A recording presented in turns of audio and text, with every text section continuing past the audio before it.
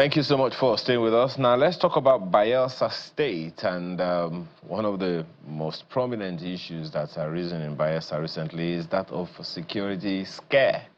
I prefer to use that term, but we'll get into the details this morning with Varada Abednego, as you've seen in our welcoming slide, is Technical Advisor, Communication and Strategy to the Bayelsa State Governor. Thank you so much for joining us this morning. Yeah, good morning. Thanks for having me. Well, it's no longer an elephant in the room. It's actually an elephant in the public right now. That, you know, and for no less a person than the Chief Justice of a state, you know, abducted. Now that definitely is scary. It's not the Chief Justice. Okay, it's the Justice of the High Court. Okay.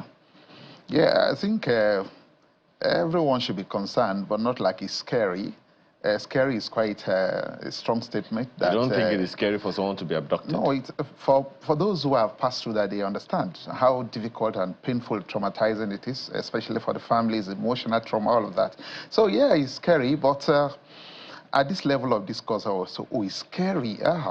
It portends some information that if one is not careful, think that, Bayelsa State is really on the wrong path of history. In real terms, what has happened is quite an isolated case, and is largely regrettable. Anytime I want to talk about it, at whatever platform, the first thing is to try as much as possible to encourage the family for them to be strong, because the Bayelsa State government is standing by them, standing with them, standing for them. And all Bayelsans, across party lines, political leaders, traditional and opinion leaders, all hands are on deck. The security agencies all working, and we are very comfortable with the patterns they're applying. The only thing that has not happened now is the release of the jurist. But we believe in the shortest possible time that is going to be realized. Just that it has to be very professionally done, so that at the end of the day we'll have cause to celebrate his release. Can you confirm that security agencies have located the hideout of the abductors, according to the Yanagua MBA? Yeah, I think there isn't a question that is most appropriate than this. The reason being that we have always said, and let me say it for the often time here, there is no way you commit a crime in Bayelsa State and you escape. It's impossible as it stands now, because of what the police and sister security organizations have on ground in collaboration with what the Bayelsa State government has provided for them in terms of the perquisites of operations, whether aerially or on ground. The exit point and the entry points of Bayelsa State are well mapped. There is total. I'm coming. There is total. But there are many other questions to ask. So I am saying yes, we're quite close. That is why we're just being careful not to give out certain information. But we're saying the security agencies are quite close because there is an enabling monitoring process that does not allow anyone to go beyond the shores of Bayelsa State if a crime is committed. So this one is not an isolated case. Definitely, we are within the range. We have the coverage points. The locations are properly known. But we are careful not to say certain things so that we don't harm the victim. Okay. Now, we also understand from information available, through interviews conducted on this station, Channel Television, that the closest police station is less than 3 minutes away on foot from where the incident happened. So if this security is, as you said, well mapped out, how could that have happened? Yeah, it should be a concern. We try not to give excuses because it's a sad situation, and it undermines what we've been celebrating over the years at Bayelsa State is highly peaceful. It is true that the scene where all of this happened, not really 3 minutes, because from that entry point to a Kiki police station by foot is about 15 minutes, so it's not 3. But even if it's 1 hour, it's not an issue for us to say it's an excuse. No. The reality on ground is that the act was done, the footages are well taken, and as at the time the thing happens, to the moment all those coverage analysis were done within a period of 4 or 5 hours. But you understand, these are issues and criminal activities that one has to be very careful. It's not just like 2 people fought and you need to get the person apprehended. Even though the abductees are holding guns or other weapons of lethal weapons, then you understand that going after them, you have to be very strategic and professional. And that's why we're saying, yes, we have been able to monitor and know exactly where the locations are or the location is.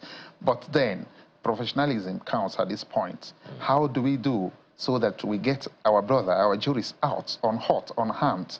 And that's why everything is being done. But we continue to assure the public where the thing happened is Bayelsa State.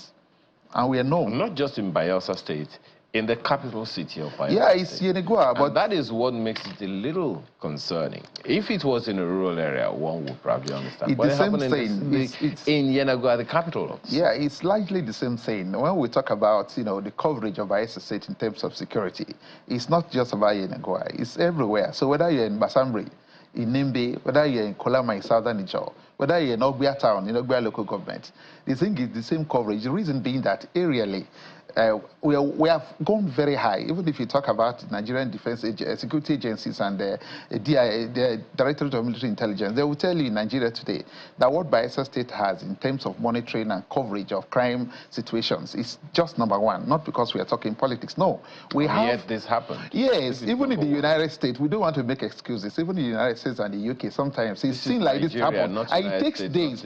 Now, what we are saying, the most important thing is not whether we have been able to monitor and get things right. Yes, we have done that. The next thing, which is paramount, how do we get the gentleman out unharmed? That should be the concern of Nigerians. No more why did you allow it to happen? Nobody allowed it to happen, but little lapses sometimes happen from what happened at the scene, the informations we got, who called when we started information. Because look, when we say we are monitoring an entire city and monitoring an entire state, it's not a single, digit arrangement. You're monitoring everywhere. So by the time you get a reportage, and then you call for operations, by the time you follow, the person who committed the crime has moved to a point, we have monitored and we are assuring the public.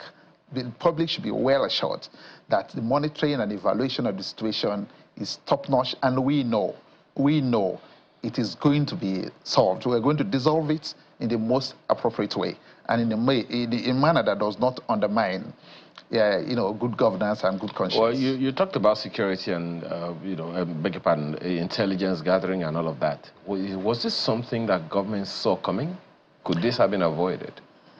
The evil construction in a man's mind is what even the best psychologists have not been able to predict.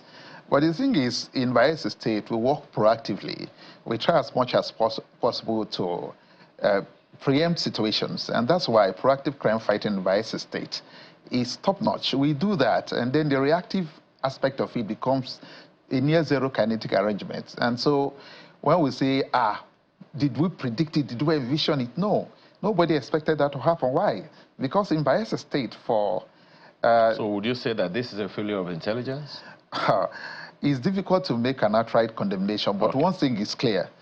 For about 3 years, this is the third time we are hearing the case of kidnapping in Bayelsa State. The first two were nearly immediately dissolved, and this one is the only one that is giving us concerns, and we are telling the public, even this one will be dissolved. Why is it a little difficult? Yeah, because of the sophistication of the arrangement. You see, when a matter of kidnap happens, even the civilized claims, I am a security expert, so I'm talking from an expert perspective. When matters like this happen, you don't rush into it. Okay. You follow it professionally, and you ensure that the results that will come out will be very Nigerians are waiting for your professional results, because at the end of the day, we don't want a jurist found dead anywhere. We want him to never come at all. home It won't happen. to his family. Thank you so much for your time this morning. Varada Bednego is technical advisor, communication and strategy to the Bayelsa State Governor. We appreciate your time again. Thanks for having me.